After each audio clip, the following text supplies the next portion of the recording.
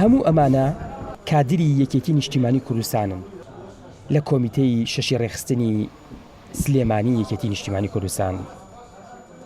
بەشێکیان پلازمای خوێنەکەیان دەبەخشن بە تووشبووانی کۆرۆنا و بەشەکەی دیکەیشیان خوێن دەبەخشن بە هەڵگرانی سالاسیمیا.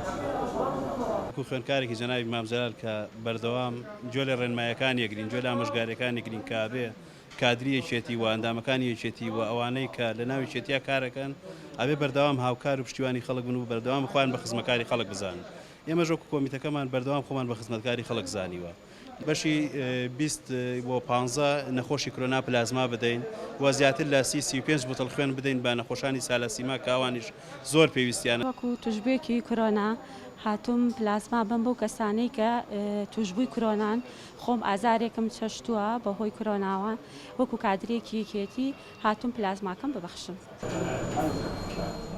ئەو وتەی سەرۆک مامجەلال دەکەنە کردار کە دەبێت کادرانی یەکێتی خزمەتکاری خەڵک بن، بە گیانیان خزمەت بکەن بۆ ئەوانیش خوێن دەبەخشن.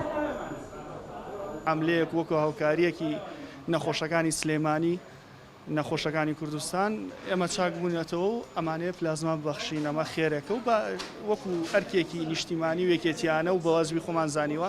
لە هەمان کاتە کۆمەڵێکی تریتیا تووشی کۆڤید-19 نەبووە، خوێنە بەخشێ بۆ نەخۆشانی سالاسیما بۆ حاڵەتە تەواریەکان بۆ ئەوەی بانکی خوێنمان بەردەوام هەموو شتێکی هەبێت. هاتوین هاوکاریان بکەین، داوالام کەسێکەکەم کە بێت هاوکاریان بکات و خوێن ببەخشێ. بەڕاستی بۆ هیچ شتێکی لەکەم نابێتەوە، بەڵکو خوێنی لەشی خۆی تازە هابێتەوە، یعنی هیچ زیانێکی بۆ هیچ کەسێک نابێت.